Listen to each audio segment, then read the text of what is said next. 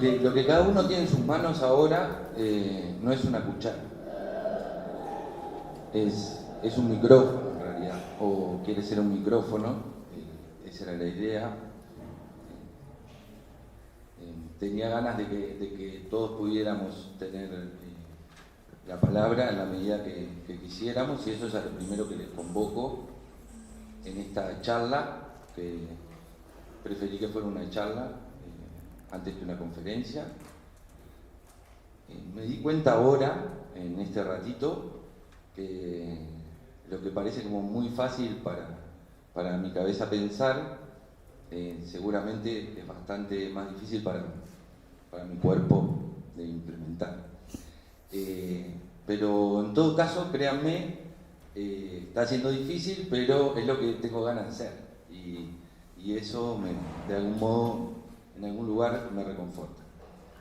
En todo caso, pedirles disculpas de antemano por si alguna cosa sale mal, esto es así, pero no van a tener que hacer nada, o sea, no les voy a pedir hacer nada, sencillamente cuando quieran tomar la palabra, tómenla, ¿no? Y acá nos escuchamos todos, pasamos el micrófono, lo que sea.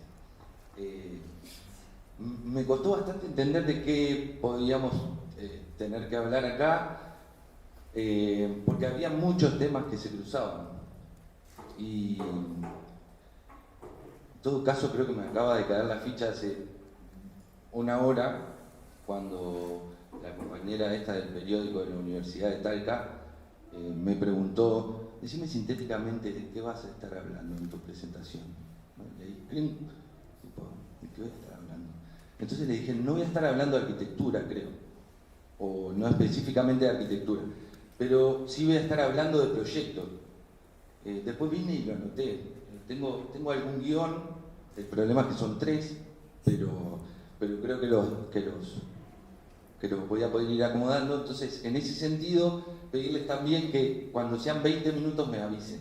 Alguien me avise que vamos 20 minutos para poder no extenderme, porque es una de las cosas que peligra este tipo de instancias que pensé. Y en todo caso nos van a quedar muchas cosas por decir, así que punto, tendremos oportunidad de hablarlas en el corte de mediodía, en la mesa redonda de la tarde o en la parrillada que parece que tenemos después en la noche, ¿no? Entonces, tiempo para hablar hoy parece que vamos a tener, y ya se me secó la boca. Entonces, ¿qué es lo que voy a presentar hoy?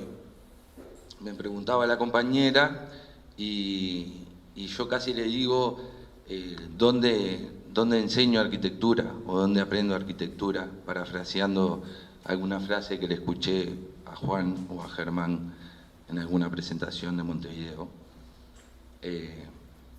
donde entendí unas cuantas cosas de las que van a aparecer acá, pero preferí decirles que en realidad voy a estar hablando de proyectos, y de proyectos, no de arquitectura. Voy a ir a buscar agua, pero ustedes no se estresen, y el que se quiera parar y cambiar de lugar, porque se va cansando un poco, también se para y vamos rocando. Yo le decía a la compañera que iba a hablar de proyectos. Y de algún modo esto que estamos haciendo ahora acá también tiene que ver con eso, con bueno, planificar algo, proyectarlo, intentar definirlo y ponerlo en práctica, ¿no? Y en todo caso, esta no es su versión definitiva, así que podremos como seguir aprendiendo. Pero proyecto lo entiendo como el relacionar cosas que conocemos para poder sorprendernos con algo que aún no conocemos. Y en ese sentido, lo que me parece más importante de todo esto es como las relaciones que uno va construyendo de manera más o menos consciente, y a través de los procesos que desencadenan las sorpresas que uno se puede ir encontrando. Entonces por ahí venía un poco la acotación de lo del periódico de la Universidad de Talca, que me obligó como a pensar rápidamente cuál podría ser la síntesis. Creo que es esa, y después veremos al final si tiene que ver o no. Lo que me importa es entender que el proyecto trasciende la disciplina de la arquitectura, que igual entiendo que acá vemos más convocados que de arquitectura, ¿no? ¿Sí? O es solo de arquitectura. Pero están convocados estudiantes de diseño también, ¿no? Y en todo caso, me parece que entonces espero no se esperara tanto una presentación estrictamente de arquitectura o de proyecto de arquitectura.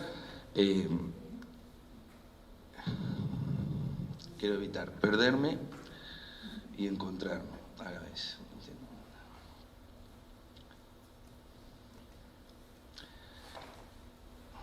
Es que quería pasar como a otro aviso, y es por eso que estaba acá.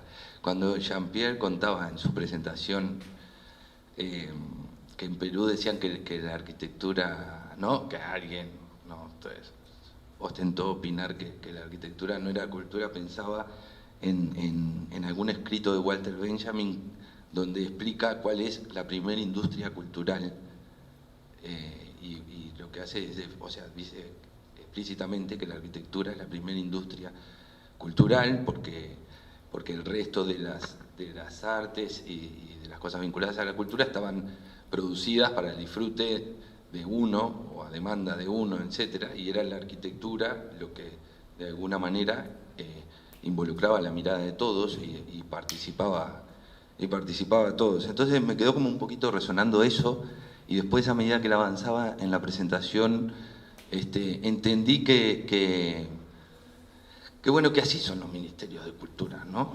Con sus diferencias más o menos, pero así nos entienden y así no nos entienden. En todo caso está como en nosotros poder intentar explicar más claramente por qué o en qué medida la arquitectura no es que sea cultura en sí misma, pero que hace a la cultura y a la producción de cultura de cualquier sociedad, desde el momento que se propone construir el hábitat o su forma de representarse, etc. Pero ahora volviendo a lo que teníamos como un poco planificado para hoy. Antes que nada, me acordé de aquella presentación de Juan o Germán, porque ya no me acuerdo cuál de los dos fue, y quizás fueron los dos juntos en la Facultad de Arquitectura de Montevideo, que es de donde vengo, y había decidido arrancar así en mi presentación, con una foto que, si bien es de Montevideo, mira a la parte más central de la ciudad desde afuera. Se ve acá el puerto, el centro de Montevideo y demás. No va a ser importante lo que esté pasando acá en imágenes. Quiero que sea más importante la presentación. De hecho, en algún momento intenté no poner imágenes, pero algunas cosas no las podía traer para mostrar, porque no me iban a dejar pasar en la aduana. Pero de ahí vengo, de un lugar donde ahora, hace poco, un mes atrás recién, aunque la noticia ya fuera como más vieja, este producto, que no es un alfajor, se vende en las farmacias. Y es medio alucinante, de verdad, créanme, no se los puedo hacer experimentar porque no lo podía traer, pero tener un paquete así, ¿no? Que diga cannabis, diferentes tipos y para todo lo que sirve, lo que no, y aconsejar que no se consuma en su embarazo y demás, es como bastante, por lo menos, removedor. Para mí, que vengo de ahí, por lo menos. Quizás para ustedes no tanto, pero en todo caso cambia nuestro vínculo con el cannabis, sin ningún lugar a dudas, y cambia nuestra manera de mirarnos a nosotros mismos, pero sobre todo la manera en que la gente de afuera, en estos intercambios, nos mira a nosotros también. Por suerte, por suerte no importa, esto es una anécdota, es reciente, y en realidad el otro día lo que hice fue eso, dije, bueno, por lo menos voy a llevarme una foto, porque me quería traer paquete y estaba mal, o hubiera podido estar mal. David fue hace un par de meses a Montevideo y esto todavía no existía, por ejemplo. Ahora en nuestro país no hay tantas farmacias como acá. En nuestro país hay menos farmacias que supermercados, creo yo, y ahora en las farmacias hay cola. Es bastante interesante. pasan algunas cosas de estas que nos permiten que yo creo que nos miren un poco de afuera. Somos un país muy chico, 3 millones de habitantes. Somos un país que tiene un territorio difícil de definir, porque en realidad es parte de lo que en su momento fueron las misiones jesuíticas, es parte de lo que se pensó como las Provincias Unidas de Río de la Plata, es parte, tomamos mate, ¿no?, que heredamos de los guaraníes, pero que llega hasta acá. O sea, muchos de ustedes conocen el mate, yo he visto mates en las oficinas de esta facultad. Entonces, bueno, evidentemente Uruguay no define un territorio, y esa es como una conversación como un poquito más larga, pero en todo caso lo que importa es que somos muy chiquitos y que es muy difícil que nos vean de afuera. Y con estas cosas parece que uno logra como levantar la cuchara esta, ¿no? O algo así. Y algunas de estas cosas, hace 10 años ya, quizás cuando empieza todo este relato, yo hace 10 años conocí a la escuela de Talca, de verdad fue una experiencia removedora. Fueron Juan, Germán, y no me acuerdo si no fue Keco, que todavía es estudiante, y hicieron una presentación que estuvo removedora. No sé si no fue ahí que hablaban como de dónde enseño arquitectura. Y bueno, ese momento coincidía también con que en Uruguay se les entregaba a todos los niños que entraban a la escuela pública una computadora para estudiar, donde iban a estar sus materiales de estudio, su conexión con el mundo y demás. Tienen que ubicarnos también como la primera vez que en Uruguay en la historia había un gobierno de izquierda, además, que no es dato de nada particular, ustedes ya lo saben, hace más de medio siglo, pero que a veces la primera vez es como más removedora, ¿no? Y también lo saben ustedes. Creo que en ese sentido tuvimos como mejor suerte, seguramente habremos aprendido de lo anterior, o simplemente lo de Allende, que vivió un momento demasiado adelantado al suyo y evidentemente tenía que salir mal, como esto también puede salir mal. Pero en ese momento decidimos hacer un experimento, y de eso se trata un poco también, proyectar, intentar transformar la realidad. Poner cosas en relación que o sea, que si bien intentamos controlar, no podemos controlar. Si las pudiéramos controlar, ya serían conocidas, ya existirían, no estaríamos logrando producir algo nuevo, y por lo tanto dudo que transformar la realidad, que en todo caso creo que es vocación más o menos implícita de cualquier proyecto.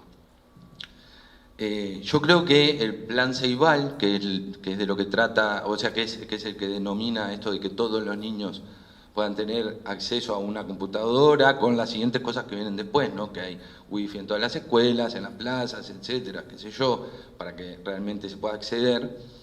Fue una de las transformaciones territoriales más grandes que ha habido en Uruguay en muchos años. O sea, en el último medio siglo, podría decirlo con bastante seguridad. Ver a papás con niños en unas plazas, mientras que los niños juegan a la pelota, intentando jugar ellos con una computadora, es bastante interesante, y aprendiendo a usar una computadora a través de de la herramienta que tienen sus niños, pero seguramente también de los conocimientos que tienen sus niños.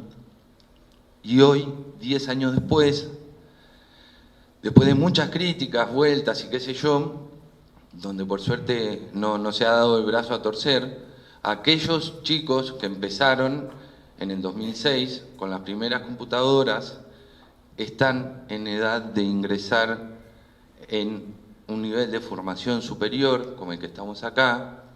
Varios de ellos van a elegir ser maestros, varios de ellos van a elegir ser profesores, porque esto siguió en la secundaria, ¿no? Ahora, o sea, a medida que avanzaban esos primeros, se les iba entregando al siguiente y así durante la escuela y el liceo. Y son esos chicos que hoy están terminando el liceo los que van a elegir ser docentes y que seguramente saquen partido desde el transmitir conocimiento de la utilización de esta herramienta, porque fue el principal motivo para tirarla abajo el decir que el docente no iba a estar preparado para trabajar con esta herramienta nueva. Y seguramente no lo está, y no lo estaba en ese momento, y seguramente muchos aprendieron o lo incorporaron o lo trabajan habitualmente, pero lo importante no es, o sea, que lo pudieran hacer los docentes que están hoy, sino poder transformar a los docentes de mañana y que realmente son los que van a haber atravesado eso de qué significa tener una computadora, además del cuaderno, el libro, el papel, la cascola y qué sé yo. Y entonces yo creo que en este momento lo estamos logrando, ¿no? Es casi irreversible, o sea, por lo menos que nadie más está cuestionando la pertinencia o no de que cada niño tenga una herramienta tecnológica de esta potencia, más allá de cuánto tenga o no tenga para comer, o para calzarse, o lo que fuera. Entonces, nada, contarles eso, una transformación que yo entiendo como la transformación territorial más fuerte de verdad, porque los gurises del medio del campo, de una escuela rural, donde hay 3 niños, tienen acceso a internet y a lo que estamos haciendo acá hoy, si quisieran. Y entonces eso evidentemente cambia como las relaciones, permite amplificar el horizonte de los niños, permite entender del lugar que vienen otros, del lugar que vienen ellos y demás.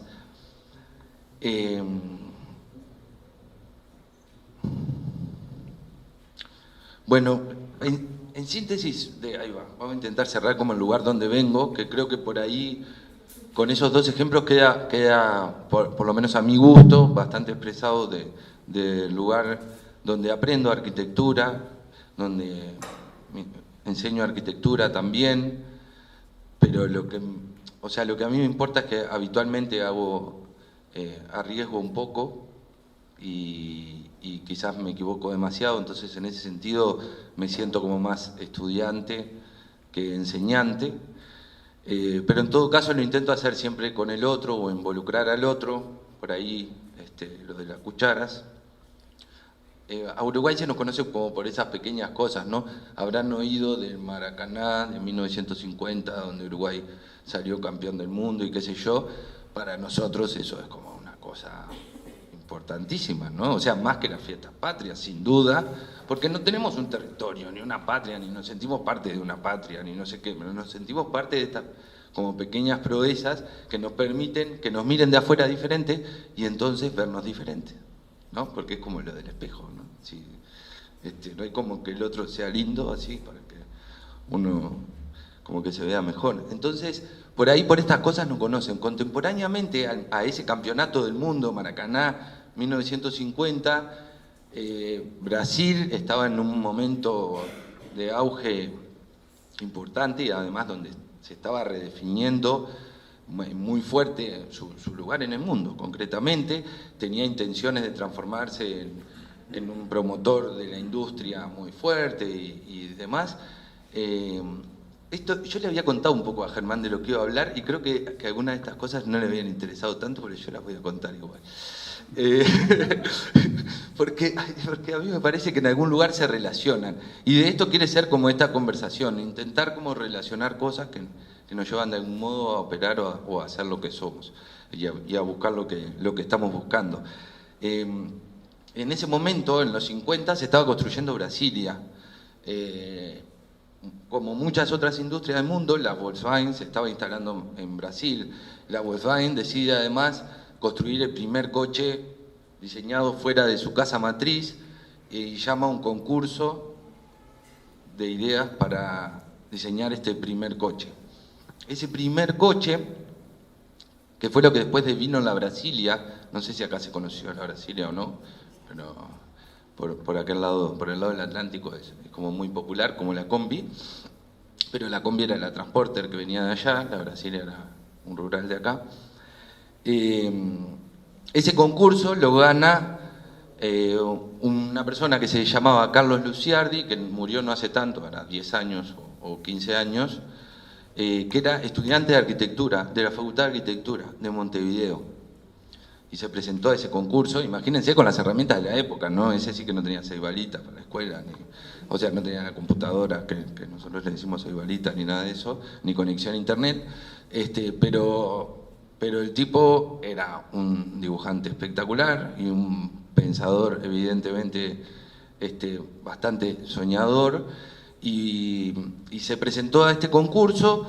Entiendo que hubo 100 proyectos para ese concurso, pero está por ahí, lo podemos ver en internet, pero no sé, no es lo necesario en este momento, o lo pueden rastrear después, que puede estar bueno, pueden llegar a otros lugares más interesantes incluso.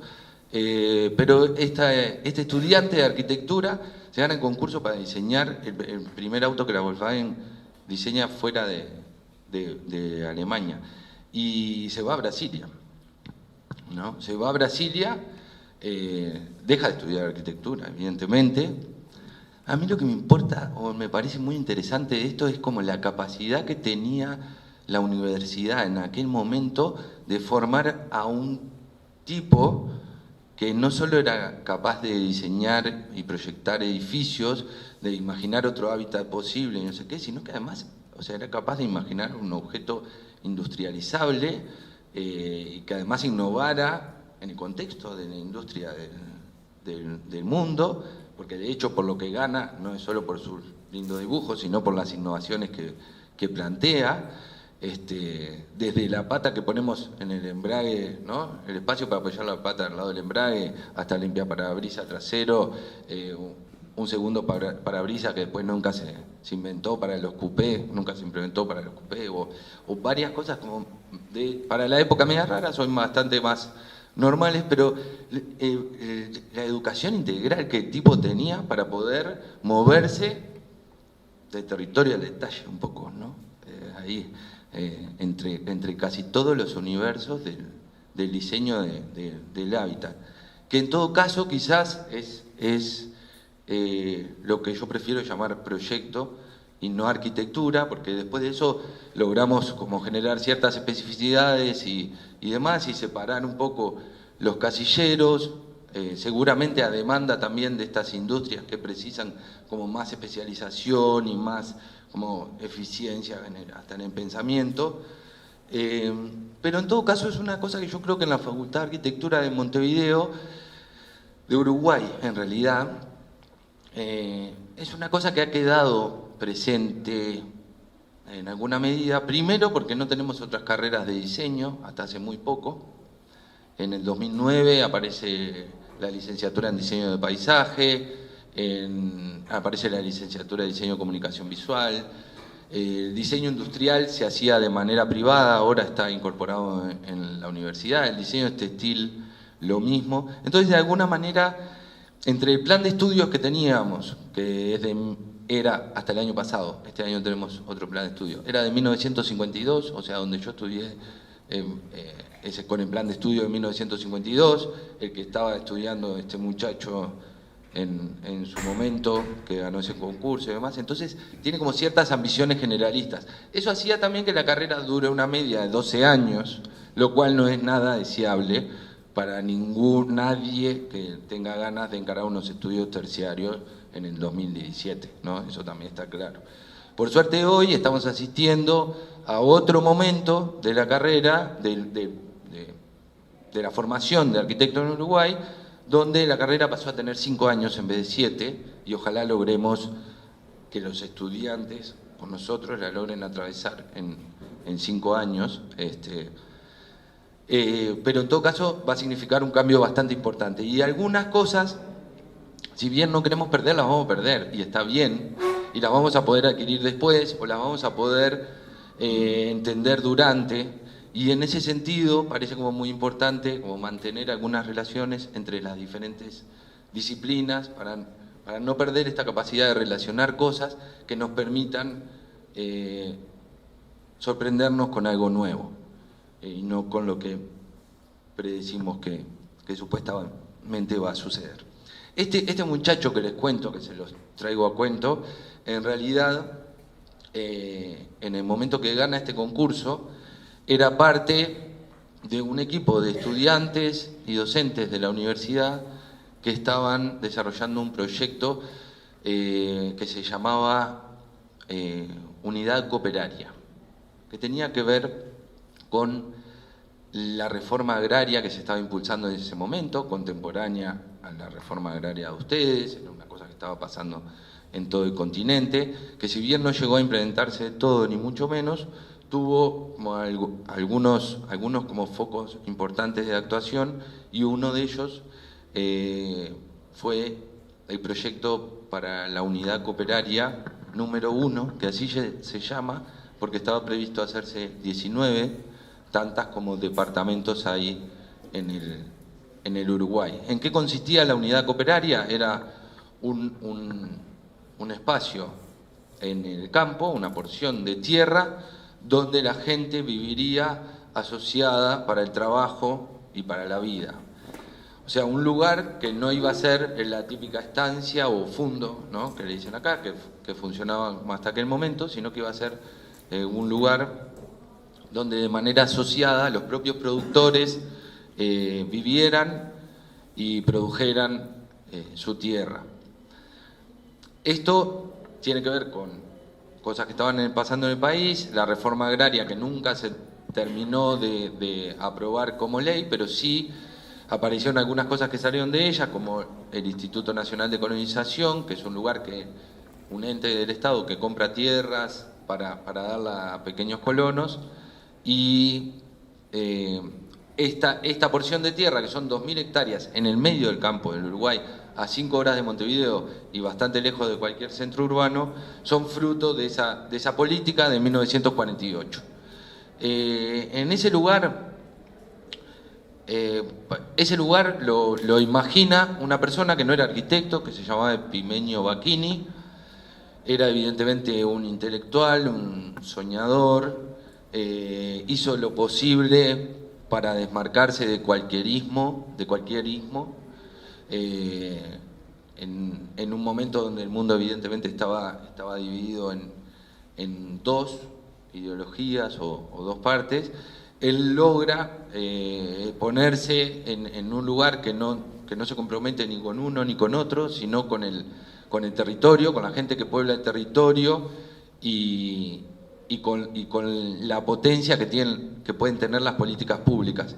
Escribe un par de libros que se los recomiendo y se los puedo mandar si no los encuentran, que uno se llama La Granja Orgánica y el otro La Granja Colectiva, donde básicamente describe este proyecto que después logró poner en práctica, que es la unidad cooperaria, que en su momento, cuando logró conseguir estas tierras, se contactó con un montón de técnicos y la instalaron en el espacio. Para esto se contactó con un arquitecto que era director de proyectos de la Facultad de Arquitectura, como lo es Marcelo Danza hoy, por ejemplo. Este arquitecto, Rubén Dufaux, era un tipo muy inquieto por los trabajos que iban desde el diseño del paisaje hasta el diseño del detalle. Junto a un montón de estudiantes en sus propios cursos fue desarrollando estas ideas de unidad cooperaria, donde se diseñaba desde el sillón, la estufa de leña, hasta dónde iban los árboles y cómo se imaginaban el paisaje de la huerta, el tambo, etcétera, qué sé yo. Para no entrar como mucho en anécdotas, lo que les voy a mostrar es un pequeño videíto de cómo se junta esto en lo que estamos haciendo hoy, y no todavía con la Bienal de Venecia.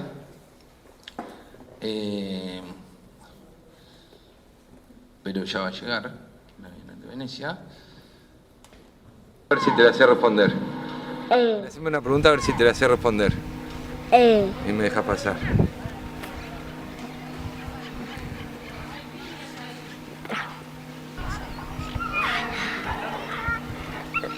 ¿Qué es una plaza?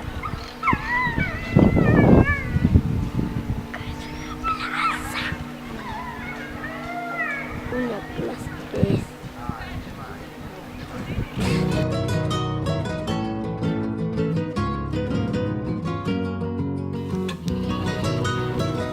pozo. Salado este viento sur, cuando me trae el agua, me hace enviar pa' la yapla, es una cosa que es matemático, pero que capo este viento sur, de bienvenida al invierno, de que la noche sin fuego, solo guapeando se le resiste. Lo que me pone más triste es que no haya ni un tinto suelto. Yo no sé la opinión de ustedes, pero yo al flaco lo veo bien hoy para lavar el piso de la cocina.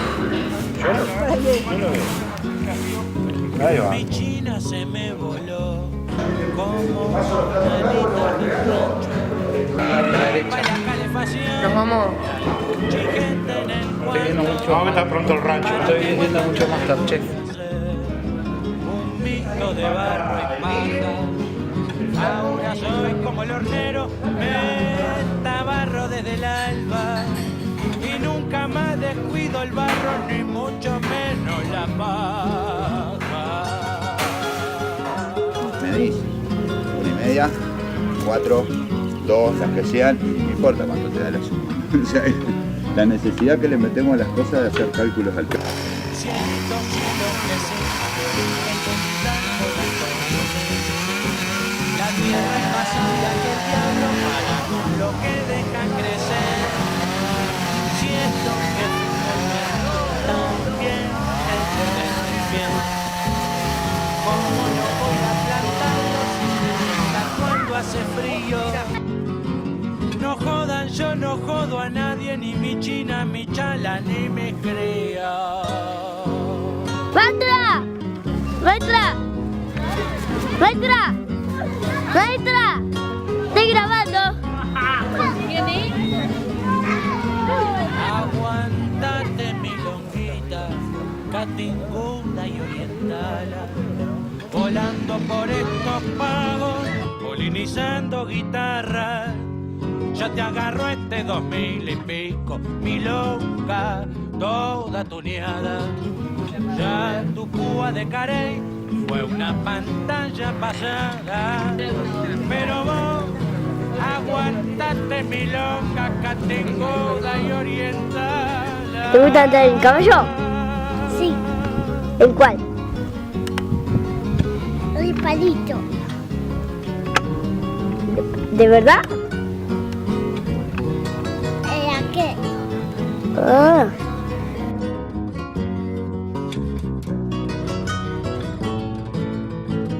La idea es poder darle un tiempo real para hacer como la puesta en común de todos los proyectos que ustedes fueron trabajando durante este primer semestre y de alguna manera compartirlo y a la vez debatirlo, ¿no? Pero que campo este viento sur, de bienvenida al invierno, de que la noche sin fuego solo guapeando se le resiste.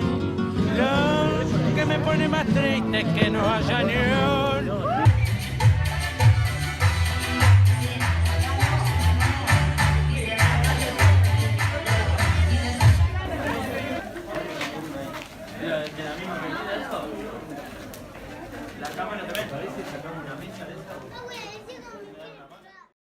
Desde hace un par de años, desde el principio del año pasado, en realidad nos involucramos con este proyecto que originalmente nos demandó que precisaba 2 viviendas nuevas para cooperarios nuevos que iban a ingresar como socios en la unidad cooperaria. Este es un lugar que en realidad cada socio tiene su vivienda, su espacio individual y a la vez comparte y produce en las 2.000 hectáreas de tierra, y además hay unos espacios comunes en torno a las viviendas. Este es uno de ellos, donde estuvimos interviniendo recientemente, un poco intentando dar forma a esto que ellos reconocían muy claramente. Durante este año y medio, hemos estado yendo periódicamente cada 15 días, primero un equipo de docentes, luego involucrando estudiantes, Primero intentando entender la demanda concreta del territorio, entendiendo que seguramente precisan 2 casas, pero seguramente hay como mucha cosa más por hacer también, y que de las cosas que teníamos que lograr hacer era poder lograr trabajar con la comunidad. Hasta que no lográramos trabajar con la comunidad toda, que son 50 personas, difícilmente podríamos lograr transformar nada con ellos. O sea, a lo sumo podríamos llegar a lograr instalar algo ahí, pero nuestro.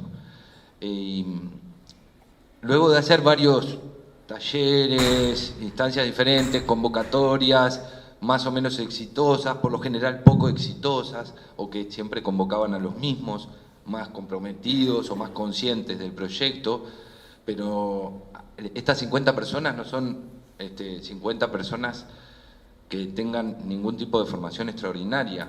Muchos no terminaron la escuela, algunos no saben leer, y a casi todos les es difícil exponer una opinión, un poco como nos estamos pasando acá. O sea, me acabo de dar cuenta que les di micrófonos y nadie habla.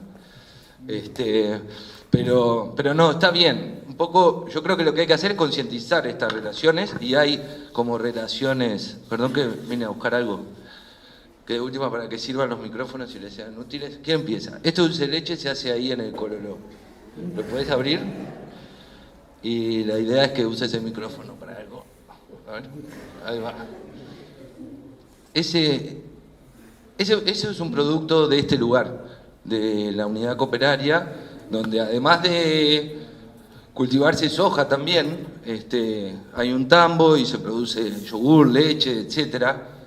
Tienen que cultivar soja porque están insertos en el mismo mundo que nosotros, por suerte, y por desgracia también. Están intentando ir hacia otras maneras de producción. Cada vez tienen menos productos transgénicos y demás, porque entienden que ese proyecto tiene que trascender como su propio límite, y para poder sobrevivir de alguna manera.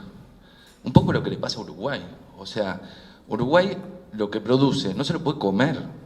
O sea, somos 3 millones de personas, 12 millones de vacas. O sea, no cierra, ¿no?, la cuenta. Entonces, no nos podemos creer que estamos aislados del mundo. Tenemos que poder como relacionarnos. Y en todo caso, intentar romper como algunas fronteras. Yo creo que estos seminarios, estos cruces, y ahora otra cosa que no tiene nada que ver, pero es de la frontera. Ayer hicimos un recorrido que partió de la cordillera, casi en la laguna del Maule, llegamos casi justito, no nos dejaron pasar. Esto es un problema de las fronteras ahí. Pero hicimos un recorrido que al menos yo no había hecho, y si alguno de ustedes todavía no lo hizo, es recomendable, que es bajar de un tirón hasta cruzar Chile, ¿no? Cruzamos Chile en un rato. O sea, impresionante. Y impresionante como la dimensión que uno toma de algunas cosas cuando se lo cuentan todo junto, y las relaciones que uno puede como ir tejiendo. Me fui, ¿qué estamos? ¿Como en media hora? Entonces no estamos tan mal, pero no me avisaron cómo fueron 20 minutos, No estamos mal, y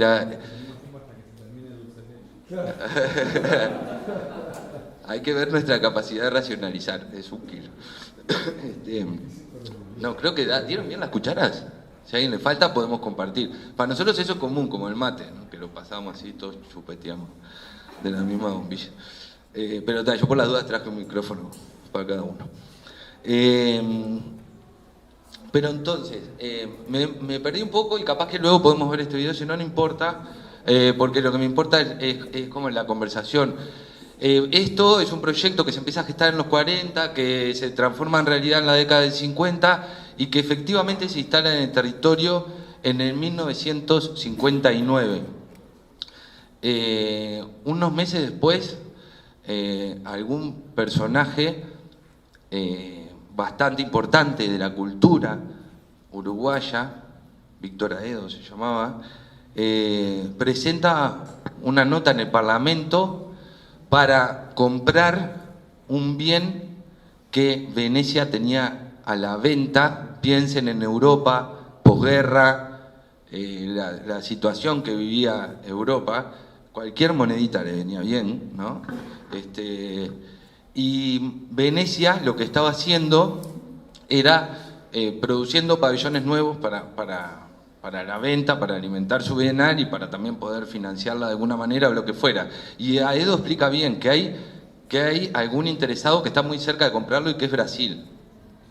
Y que nos va a ganar con la oferta, o sea, lo que hay que adelantarse es como en el tiempo, ¿no? Y entonces no se sabe cómo, porque no aparecen los... Yo estuve estudiando, después de que tuve la suerte de conocer la Bienal de Venecia en el 2008, un poco que me obsesioné con algunas cosas que pasaban allá, y después me volví como un estudioso de cómo habían sido todo el devenir de los pabellones a lo largo de la historia, y qué sé yo, intentando reconstruir la genealogía del nuestro en relación con los demás. Hay ahí en el medio de ese espacio, entre el 1960 y 62, algo que no se sabe bien qué pasó porque no quedan registros en el Parlamento, pero el Uruguay termina comprando, o sea, se termina aprobando la compra que ya se hizo del pabellón. Las malas lenguas dicen que gente vinculada a la cultura local, en realidad lo que hizo fue poner el dinero y luego se vio cómo se terminaba de convencer a los parlamentarios de que eso era una buena compra. Sin duda que era una buena compra, de eso no tengo dudas, más allá de la opinión que podamos tener del propio evento de la Bienal de Venecia, pero en esto de lograr que nos vean de afuera y de entender que Uruguay por sí solo no funciona, pero no funciona porque su propia historia es en relación con los otros, porque si se genera ahí esa cuña es para resolver un conflicto entre portugueses y españoles, y sobre todo para defender intereses de ingleses, ¿no? Que por ahí llegaban a Potosí, a cualquier lado. Pero entonces, no entendernos ahí, en ese lugar, es como no entender algunas cosas que pasan. Y claro, Uruguay vive de las crisis ajenas también, ¿no? Tampoco nos engañemos. Entonces, las guerras fueron el mejor momento histórico, económicamente hablando del país. Los 12 millones de cabezas de ganado tienen un precio, ¿no? Alto. La primer lamparita eléctrica del Uruguay se pone en un frigorífico, ¿no? En el frigorífico Anglo, que hace el extracto que inventa un tal Leibniz, extracto de carne, que es lo que se ve en las películas de guerra que comen los soldados, ¿no? En alguna, de hecho, aparece un cartel que dice Anglo, el frigorífico que estaba en la costa del río Uruguay, al lado de donde está la pastera que también nos dio tanto lío con Argentina. Evidentemente estamos en un lugar ahí medio incómodo, pero evidentemente hay gente que ha sabido sacarle como partido, en el buen sentido de la palabra. Entonces, desde los 60 Uruguay tiene un espacio propio en el que representarse en el evento, al menos de arte, en ese momento más importante. Luego hoy ya no lo es de arte, no es tan trascendente el evento Bienal de Arte de Venecia, pero sí bastante. Y el de arquitectura, sí, seguramente, si no es el más importante, anda ahí. Pero en todo caso es un espacio de representación que Uruguay tiene afuera, que seguramente le tiene mucho más potencial que cualquier embajada o lugar que podamos tener, al menos en términos culturales, ¿no? Y no me quiero ir por lo de la cultura, porque es un tema que me interesa como particularmente, pero en realidad como atar estos momentos, ¿no? Un tiempo, no carga ese video, pero no importa, después pasamos el link.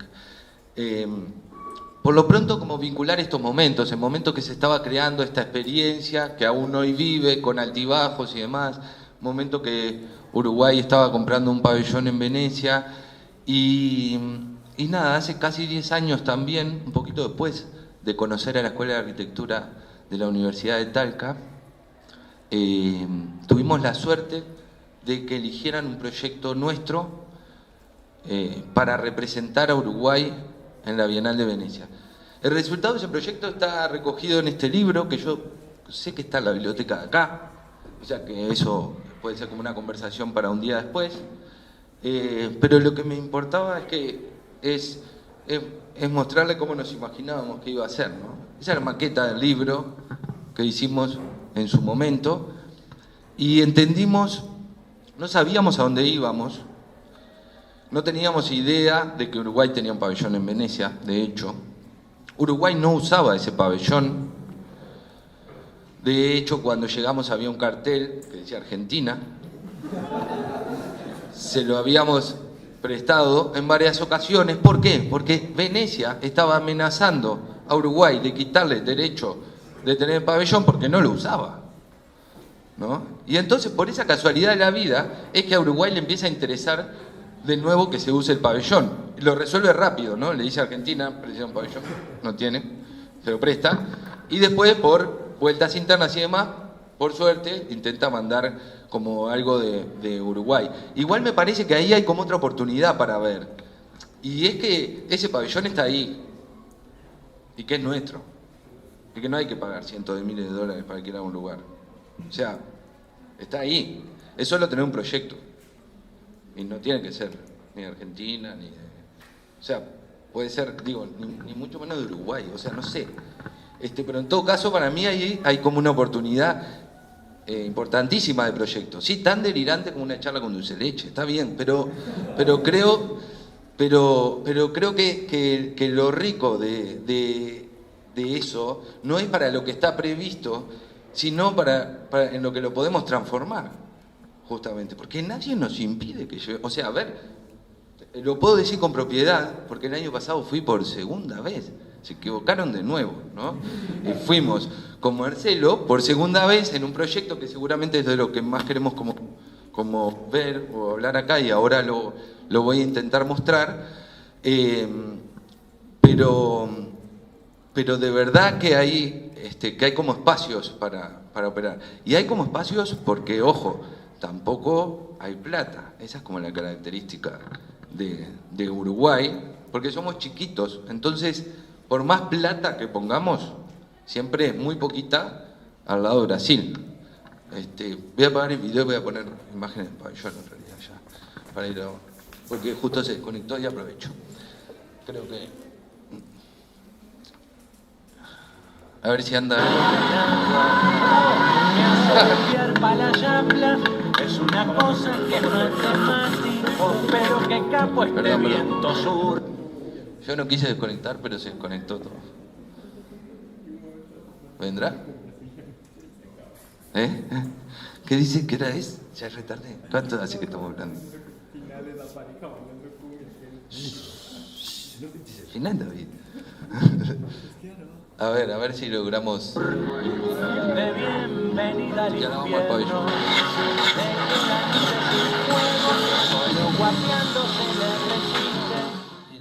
Yo les estaba contando que lo que nos había...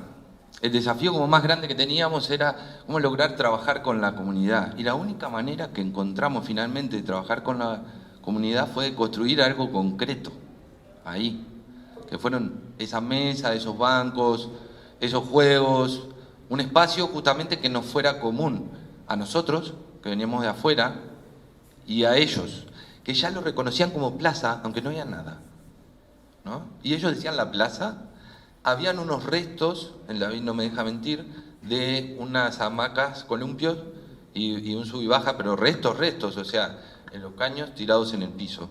Y ese lugar ellos lo tenían en la memoria de otros, evidentemente, como la plaza, y lo nombraban como la plaza y todos sabían para dónde había que ir cuando se nombraba la plaza. Entonces, por eso un poco la pregunta esta que el niño hacía después, ¿no? ¿Qué es una plaza? Y bueno, y nosotros llevamos el imaginario un poco de trabajar con el imaginario que teníamos de plaza, y eso fue lo que salió, ¿no? Juegos, lugar para reunirse, etcétera, y por ahí fue lo que intentamos construir con ellos. A ver, por algún motivo me voy a tomar medio segundo para entender si logro dar con el video que quiero y si no seguimos con el de adelante. En lo relacionado me tiene que decir.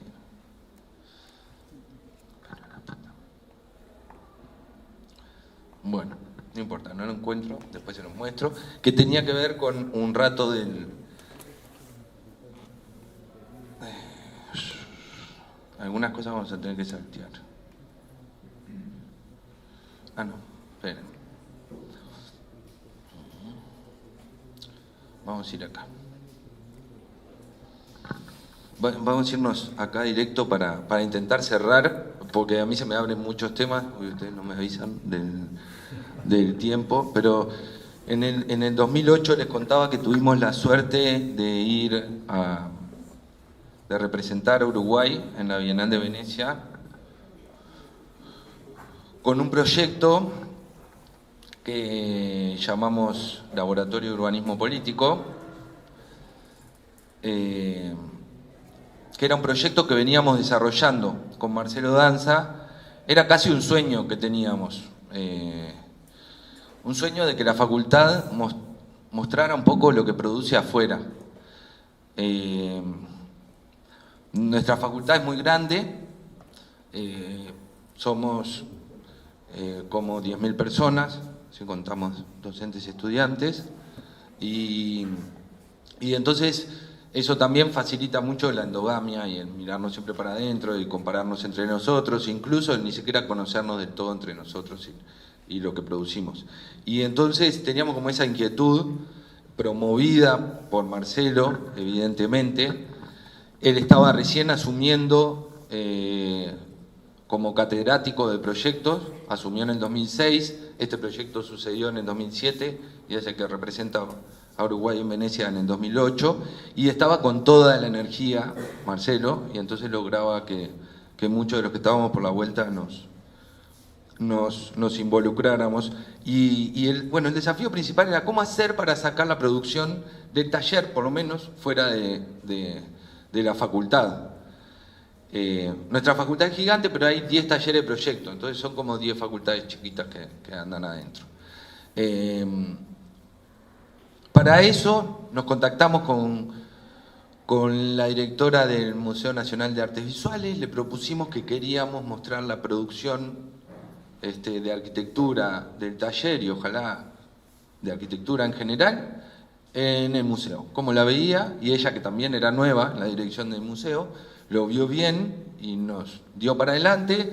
Desarrollamos un proyecto que básicamente lo que hacía era convocar a arquitectos en el más amplio sentido de la palabra, y eso incluía estudiantes, docentes y afines. Apareció un dentista, de hecho, de verdad, a presentar proyectos que estuvieran haciendo, que la única condición era que estuvieran haciendo, que los estuvieran motivando en ese momento. No tenían que ser edificios, no tenían que ser proyectos de arquitectura, porque intentábamos justamente no definamos arquitectura. El desafío era entender qué estábamos haciendo los que estábamos vinculados a la arquitectura, intentar ver si podíamos descubrir algunas cosas que no eran como tan evidentes. Para eso hicimos una convocatoria. Cuando empezábamos a hacer esta convocatoria sale el llamado para presentar propuestas para la Bienal de Venecia y vencía en la semana siguiente. Lo cual yo no sé si ustedes dimensionan mucho, los estudiantes sobre todo, pero es como que les pidieran a sus docentes un proyecto que lo entreguen la semana que viene. No van a poder, o sea, no van a poder a no ser que tengan un proyecto, o sea, que ya estén trabajando en un proyecto. Y ahí un poco la importancia de ponerse a trabajar en lo que a uno le gusta, de disfrutar lo que uno hace, porque siempre cuando empecemos, o sea, en el momento que empecemos a desarrollar el proyecto, todavía no va a estar claro si alguien lo va a querer, en el fondo, y si alguien mucho menos si alguien va a pagar por eso. Esto es el trabajo que estuvimos haciendo con la gente que se presentaba en el Museo de Artes Visuales, y luego tuvimos que empezar como a construir la imagen de esto para poder hacer un envío de Uruguay a la Bienal de Venecia. Teníamos un presupuesto que estaba claro.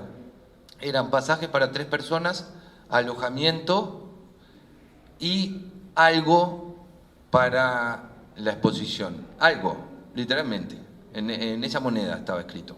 Entonces estaba medio complicado. Entonces comprometimos al decano de la facultad a que nos diera por lo menos su palabra de que iba a aparecer plata para hacer un catálogo.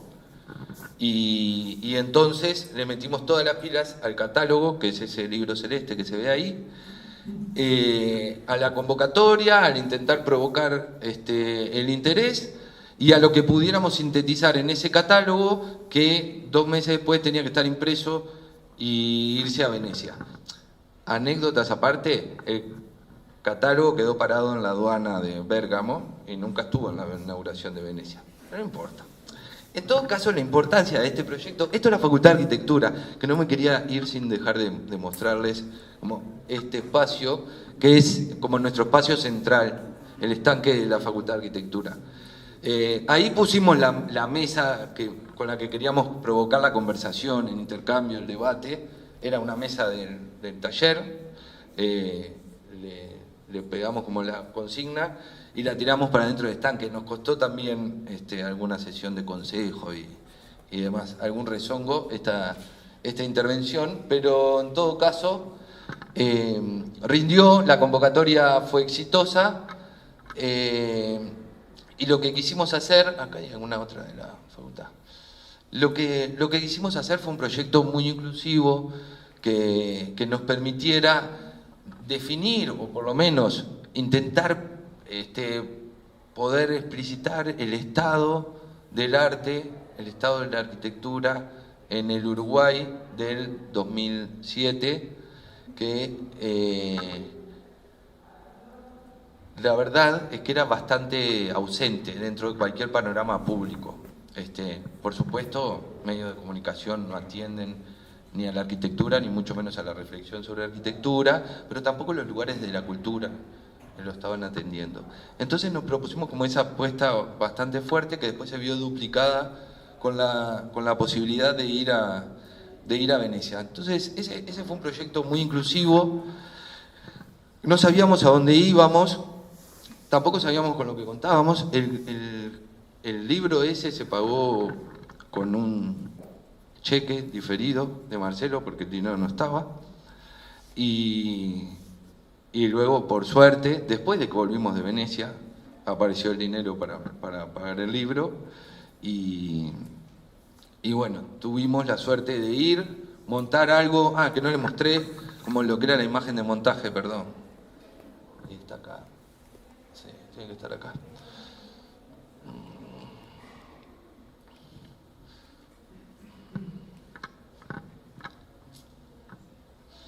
Pucha, no importa. No les mostré la imagen de montaje, pero básicamente era una mesa. Queríamos llevar esas ilusos nosotros, lo que puede costar un flete de una mesa a Venecia, no se imaginan. La compramos en Ikea de Padua, la cargamos abajo del brazo y pusimos una mesa blanca. Le dio hasta más sentido a lo que estábamos queriendo mostrar y provocar. Este es el pabellón de Uruguay cuando llegamos en ese momento. Pero lo que me importaba contarles era que ese proyecto en ese momento era en un momento particular de Uruguay, lo que les decía antes, ¿no? Primer gobierno de izquierda, los niños con un potencial que hoy estamos como empezando recién a ver y demás. El año pasado hubo un nuevo llamado, como cada 2 años. Y el año pasado nos presentamos con un proyecto que ya era menos inclusivo y era seguramente más personal, tenía que ver con algunos proyectos que traíamos encaminados. De hecho, vincula casualmente, o no tanto, vincula casualmente, o no tanto, ¿dónde está el PDF? Está acá. No se llega a leer, pero esta es la tapa del libro, ¿no? Que seguramente algunos de ustedes hayan escuchado hablar sobre un accidente que hubo en 1972, acá, muy cerca, ¿no? Por San Fernando. Eran 50 también personas que venían de Uruguay, la mayoría de ellos chicos entre 15 y 17 años, que venían a jugar rugby, a un campeonato de rugby, algunos con sus papás, en un avión charter que salía para la ocasión, que se estrella en los Andes, y a partir de eso se genera toda una historia muy potente. El que no la conozca se la recomiendo porque además involucra al territorio de ustedes, involucra al arriero, que muchos años después entendí quién era viniendo acá. O sea, no él, que no lo conozco, sino a la figura del arriero. Y esto pasa en el 1972, 10 años después de lo que les contaba de la Cooperaria, donde también un montón de chicos entre 15 y 18 años estaban yendo de la mano de Bacchini a habitar un territorio en el que hoy estamos trabajando. Y contemporáneo a esto, 1972, ustedes lo saben tan bien como nosotros, son la entrada de las dictaduras militares en nuestros países. En nuestro país en particular, al principio del 72, un poquito antes de esto. En la década de los 60, un movimiento guerrillero, de los que también eran habituales por nuestros países de América Latina, es desbaratado también, ¿no? Este accidente, en octubre, en mayo, se había descubierto la cárcel del pueblo, que era un lugar que tenían los tupamaros, donde tenían secuestrados a varias personas importantes.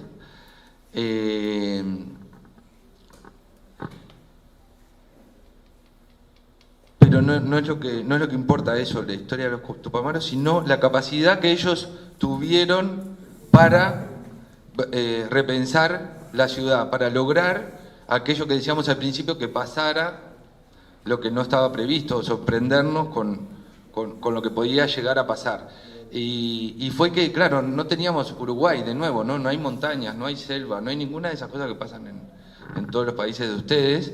Está todo muy a la vista, todos los terrenos son privados, está todo alambrado y es muy difícil de esconderse.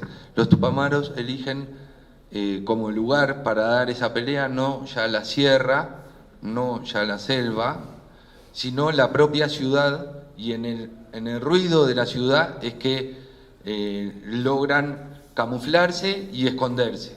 Y esconderse como a través de lo que se llamaban tatuceras en honor al tatú, mulita, acá existe la mulita, que es un armadillo que vive bajo la tierra. Todos los nombres, de hecho, que le ponían a sus proyectos y a sus propuestas de intervención eran como así muy locales. Y a través de intervenciones en edificios existentes y en espacios públicos y en el propio sistema de transporte capitalino lograban camuflarse y de algún modo sobrevivir a la situación adversa que les era generada por el gobierno de facto que se estaba instalando en ese momento. Entonces, más allá de valoraciones ideológicas al respecto, de hecho, el proyecto fue bastante cuestionado porque en realidad está juntando dos cosas que ideológicamente nunca pudieron dialogar. El accidente de los Andes es de un montón de chicos que eran la aristocracia de Montevideo, jugaban al rugby. Imagínense, podían venirse en avión y salir del país en plena dictadura. O sea, evidentemente eran personas que estaban en distintos lugares, aunque más de uno estaba en más de un lugar a la vez. Después de eso está bueno como descubrirlo, pero sin duda son fenómenos que es difícil de cruzar, ¿no? Y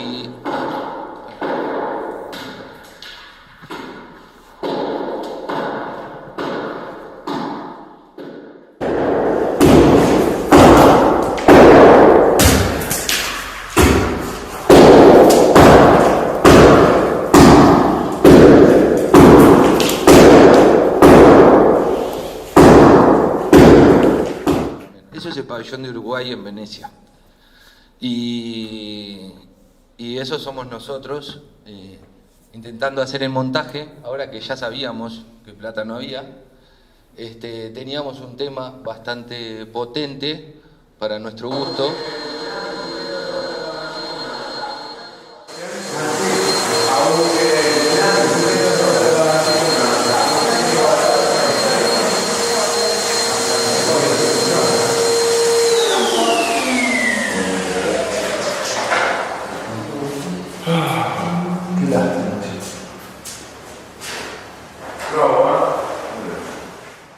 Y por ahí intentábamos decir que entenderíamos lo que es la arquitectura cuando nuestra vida dependiera de ello. Eso es lo que queríamos decir con una de las frases que escribimos ahí en el pabellón. Costó mucho todo, hacer el pozo, pensar la frase, pensar la instalación. Estos somos nosotros, ¿no? Igual que ustedes hacen sus talleres de obras de títulos y demás. Este es Antar Curi. Lo que sí hicimos esta vez fue ir unos cuantos. Fue divertirnos, fue hacer lo que queríamos, fue ser exclusivos. Y si eso era inclusivo o no, no nos lo cuestionábamos mucho. Y lo que sí intentamos fue recuperar esto de, que no sé si lo logramos, pero sí intentamos recuperar esto de la capacidad que tiene Uruguay a veces que lo miren de afuera. Y para eso nos asociamos, con un colectivo italiano. Bueno, por ahí hay como algunas imágenes del pabellón. Por ahí nos asociamos con un colectivo italiano donde aparecía como toda esta otra parte de la instalación. La Bienal de Venecia nos censuró un pedazo de la instalación, pero ese es todo otro capítulo. Estos son dibujos a lápiz, como veían dibujar recién a José sobre la pared. Esto es la tierra que sacábamos del pozo y se podía llevar la gente como souvenir de nuestra muestra, incluso era como un poco la salida del túnel. Y ese velo que ven ahí, salvando las distancias, esta es como la sala de exposiciones del pabellón, esta es la antesala y ese es el exterior que veíamos hoy en la foto. El pabellón tenía esto nada más. Atrás de un velo intentaba presentar estas dos historias que yo les comenté, una situación de resolverse el hábitat con los medios materiales disponibles para sobrevivir de dos colectivos de gente que nos gustaba llamar colectivos de arquitectos y todo, que resolvieron de manera muy creativa cómo hacer para sobrevivir en las situaciones más adversas. Ustedes en la montaña yo no les tengo que explicar lo que significan, ¿no? O sea, a mí todavía me cuesta entenderlo, pero... Y la otra parte de la instalación donde invitábamos a la gente a llevarse un pedazo de esta tierra de Uruguay, 5 minutos, eso, donde invitábamos a llevarse un pedazo de esta tierra de Uruguay y a dejar algo que eran esas estanterías que veíamos antes para una muestra que haríamos en Montevideo este año que estamos viviendo. Tenemos un montón de cosas recolectadas allá, ya no en Venecia porque logramos moverlas a Roma, pero está siendo imposible traerlas. Y además tuvimos la mala suerte de que ya no somos amigos de los directores del Museo de Artes Visuales y el Museo de Artes Visuales se manifestó en contra de que se pusiera lo que había ido a la Bienal de Venecia, sin dar como muchos argumentos, pero si bien a nivel afuera, extramuros, internacional, tuvimos reacciones como estas o muchas otras que podemos buscar por ahí, por internet. Esto es de los artículos más lindos que leí, aparte está en italiano y lo pude leer y todo, del Jornal de Arquitectura, explicando la muestra sin miedo a lo que eso significaba, o podía llegar a significar, y sin embargo, no les quiero mostrar las cosas, los comentarios de Uruguay, porque además nos quedan 2 minutos. En Uruguay los comentarios fueron muy en otro sentido, muy en el sentido de reaccionar, de cómo estábamos juntando a los tupamaros con los sobrevivientes gloriosos de los Andes.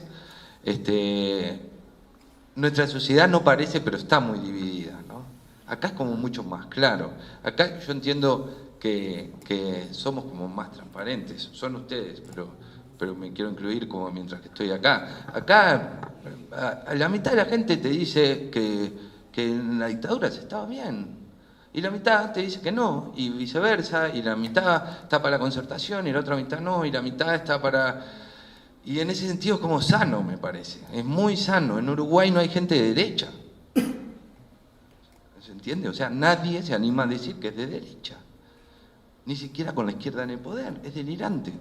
Entonces la confusión es como muy grande. Entonces estas cosas se interpretan que es juntar lo que es injuntable, ¿no? El dulce de leche con la presentación o lo que fuera. Y en realidad, o sea, quería hacer otra cosa. Lo mismo nos pasó en su momento con la Mapeo, que algunas están en las bibliotecas de acá y demás, que funcionó mucho mejor en la repercusión que pudo tener afuera que propiamente adentro de nuestra facultad. Entonces nada, yo era como para cerrarlo, porque las otras cosas las podemos ver más tarde o de noche o durante la parrilla, pero quería como... Puta, me quedan cosas para contar ahí, pero no puedo. No puedo. Aparte, claro, ya los aburrí, todavía no se fueron, es como increíble. Lo que hacen de ese leche es fatal. Pero no, en todo caso me importaba. De las cosas que estamos viviendo en la Facultad de Arquitectura ya es un cambio de plan de estudios de verdad, radical. O sea, la carrera se transformó. Nosotros, desde el cuerpo docente, creo que a lo que nos está costando más trabajo adaptarnos a aquello, pero tenemos que tener la capacidad de adaptarnos. Tenemos que lograr ver la oportunidad donde parece que no está, y sobre todo que viene acompañado de un proceso que les intenté mencionar un poco antes, pero no sé si quedó tan claro, de que nuestra Facultad de Arquitectura, que hace 100 años, ya cumplió 101 años, ¿no? Es la Facultad de Arquitectura, con todo lo que ello significa. Hace un año también cambió su denominación por Facultad de Diseño, Arquitectura y Urbanismo, nuclea a múltiples carreras vinculadas al proyecto. Ojalá, en principio no logramos ponerle Facultad de Proyecto, pero hay algunos que nos hubiera como quedado más cómodo el nombre para sacar un poquito el peso de la historia. Pero en todo caso hay una oportunidad ahí, que si perdemos algo con este cambio de plan, yo creo que ganamos muchas cosas, que es la posibilidad de que un estudiante con 24, 25, 26 años esté pensando en hacer un posgrado, en conocer otras cosas, en poder salir también de la universidad, que es un lugar fantástico, pero que tampoco hay que vivir ahí. Y en el mientras tanto, poder estar cruzándose con los otros saberes, las otras disciplinas, las otras carreras, y un poco en ese intento como de mezclar todo lo que es difícil de mezclar, o lo que no está previsto que se mezcle, o lo que está claramente en su casillero. Era como un poquito la reflexión que quería traer, y el sueño ese de pensar que no sé si es necesario que cada país se ponga a comprar su pabellón, o si lo necesario es pensar qué hacemos con lo que tenemos, ¿no? Como también sabe hacer la Escuela de Talca. Ese velo, y es el último aviso, es muy deudor de lo que pasa acá atrás, salvando las distancias, porque nosotros no tenemos como esta capacidad de reinterpretar los materiales así, pero de hecho está como muy inspirado en algunas cosas que habíamos visto y habíamos podido tocar acá. 23 kilos de bolsas negras que se llevaba Juan para Kassel hace unos años, que cuando me mostró cómo estaban atadas era increíble. O sea, y luego ver como las imágenes de lo que eso generaba, y o sea, de atrevido lo que estoy diciendo totalmente, pero haber podido conocer alguna de esas cosas tan simples fue lo que nos permitió montar un pabellón con envoltorio de embalaje, básicamente, es un rollo de papel de este globito que explota, y con una moladora y un martillo, ¿no? Y usando las luces que estaban, o sea, el resto de lo que estaba, y luego un lápiz con lo que se hicieron los dibujos. Ese es el montaje del pabellón, porque decidimos gastarnos el dinero que había en viajar todo para allá, terminar de pensar allá, hacer la instalación que pudiéramos y interactuar con estos amigos que estaban de capa verde por ahí, que luego los verán mejor, para intentar contactar con algunas de las cosas que estaban pasando, que aunque nosotros pusiéramos los $30.000 que teníamos previsto que se podía gastar en eso, no íbamos a lograr captar la atención si no mezclábamos un poco cosas difíciles de mezclar y que afuera pudieran tener como una resonancia, y además cometer algún atrevimiento o arriesgar un poquito más, que devino en que nos cancelaran un pedazo de la muestra, pero también en que se hiciera más visible por ahí. Bueno, y perdón si me estiré porque no sé qué... No sé, o sea, seguro que me estiré, pero perdón si me estiré demasiado. Y gracias, y esperemos seguir conversando o que conversen ustedes.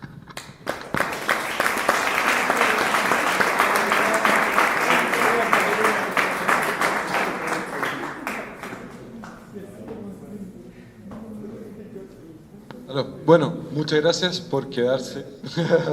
Muchas gracias por estar acá y seguimos a las 3 con las siguientes 2 conferencias. Tenía que terminar la 1, pero... No, todo bien.